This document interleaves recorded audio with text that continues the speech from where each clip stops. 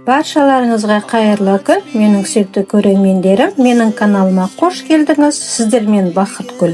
Бүгін сіздерге мен 100% табиғи кальцийге мол, өте дәмді, өте адам ағзасына пайдалы холодесті дайындаудың қыр-сырын бөлісетін боламын. Видеоны міндетті түрде соңына дейін көріңіз.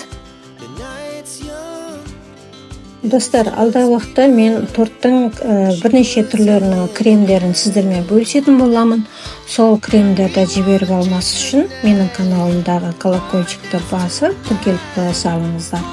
Және де осы менің холодесім сізге ұнаған болса, лайкті басып қоя салыңыз.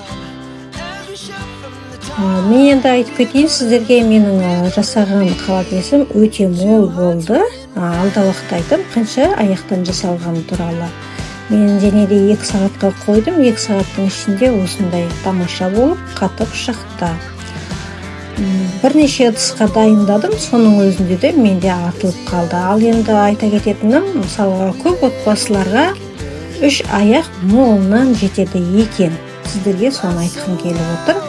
Бір аяқтан да жасауға болады, бірақ егер отбасы үлкен мол болса, біздің қазақтар негізі бала-шаға көп болады ғой, сол себепті молынан жасағанды дұрыс көрдім. Енді өздеріңіз көріп отқандағыдай, мен 3 аяқтан осындай мол үлкен кастрөлге молынан етіп холодес жасадым. Өйткені бұл адам ағзасына табиғи кальций, адамның сүйегінде хрящтерге де пайдасы зор. Мен холодеске 2 сәбіз қостым, және де сарымсақ, лавровый лист, тұз, және де түйіршік, қара бұрыш, және де бір приправа салдым, достар.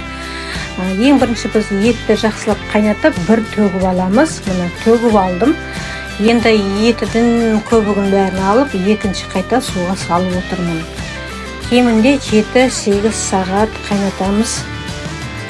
Менде 7-8 сағат өтті, мінеки өздеріңіз көріп отқандағыдай уже пісіп дайын тұр. Енді осы жерде біз сүзіп алдық, мінеки сәбізінде де сүзіп алдым.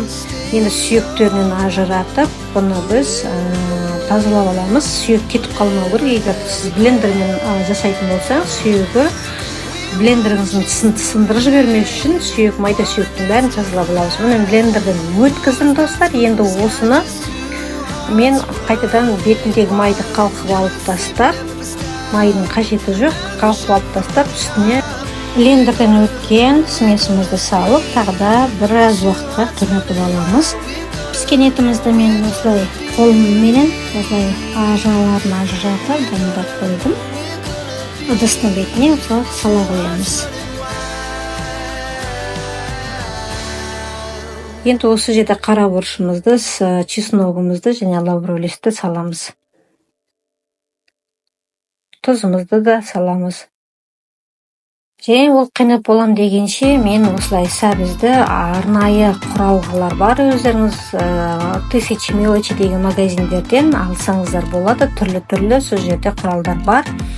Осындай сәбіздерді өзі гүлдендіріп кесіп алдым. Дайын болды. Енді осыны мен холодестердің ішіне салуға дайындап қойдым. Және де 5 жұмыртқа мен қайнатып алдым. 5 жұмыртқа молынан жетеді. Ана бірінші жұмыртқамызды салып, қасына гүлденген сәбіздерімізді салып отырмын, достар. Әр жерге. Енді осы жерге біз жасыл горошек салсақ болады. Және де петрушка, укроп салсақ болады. Енді мен кукурузды да арасына салдым сәндік үшін. Енді мына өздеріңіз көріп отқандай жапырақтарын, яғни петрушканың жапырақтарын салып отырмын, иә. Достар, егер менің осы видеом сіздерге ұнаса, лайк басып қойыңыздар. Енді осы жерде қолдан турап дайындап қойған етімізді саламыз барлығының ішіне. Және де мен сорпадағы қара бұрыш, түйіршік бұрыштарды арнайы қиып шығып жатырмын.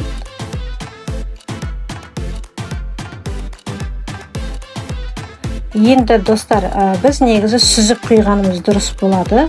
Сүзіп құйсаңыз, сіздің холодесіңіз бұлыңғыр болып шықпайды, яғни түсі әдемі болып шығу үшін сүзіп құйып алғанымыз дұрыс болады.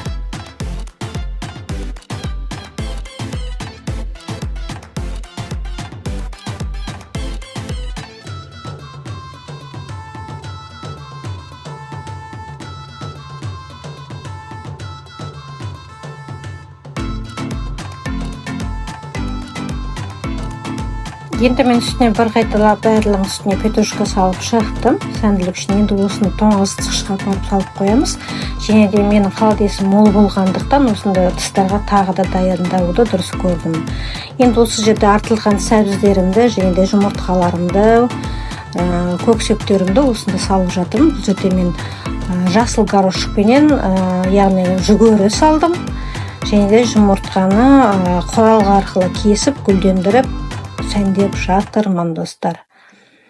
Енді дайын болған үстіне мінекей өздеріңіз сүзіп, мен деген сорпасын құйып дайындап қойдым холодильниктің.